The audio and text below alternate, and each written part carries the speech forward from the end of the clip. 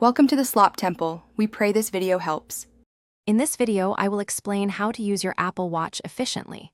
Begin by decluttering your app layout, keeping only the applications you use daily on your main screen. Customize your watch faces to display essential complications like activity, weather, or calendar, reducing the need to open apps.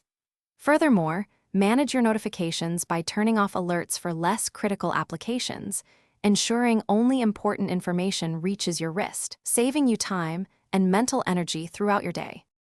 To optimize your health tracking, consistently aim to close your 3 activity rings: move, exercise, and stand. Track your workouts accurately using the dedicated workout app, which provides precise metrics for over 100 types of exercise.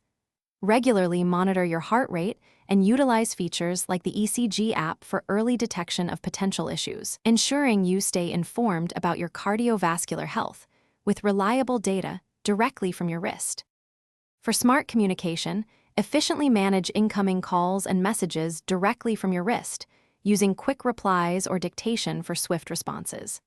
Leverage Siri for hands-free tasks, such as setting timers, sending messages, or getting directions, saving you precious seconds. Configure your watch to provide quick access to important information like boarding passes or payment cards, streamlining your daily interactions and keeping essential tools readily available. To extend your Apple Watch's battery life, adjust your display settings by reducing brightness and enabling the always-on display only when necessary. Disable unnecessary features like background app refresh for less critical applications.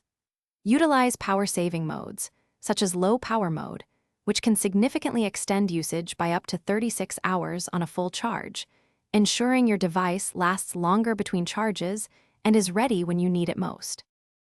Thanks for watching. Consider subscribing if we helped you.